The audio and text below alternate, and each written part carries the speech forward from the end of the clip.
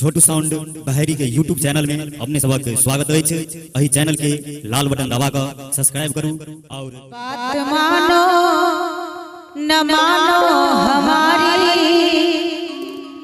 बात मानो न मानो हमारी, हे मुरारी तुम्हारे शरण हो।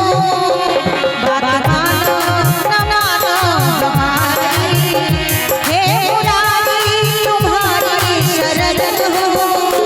तो में मेरी समाया, तो में मेरी समाया, सांस में बस अब हो। बात मानो न मानो हमारी, हे मुरारी तुम्हारी शरण हो।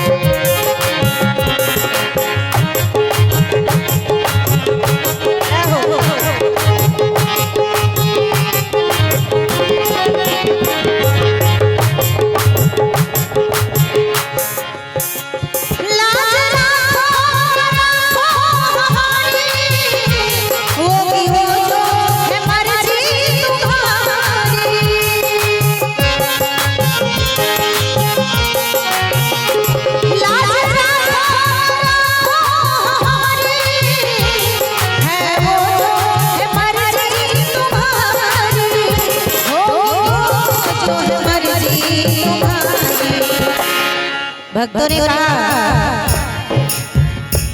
आस रखती हूँ धोखा न दोगे, आस रखती हूँ धोखा न दोगे, चाहे जितनी कोई कदम हो। बात मानो न मानो हमारी, हे मुरारी तुम्हारे शरण हो। बात मानो न मानो हमारी।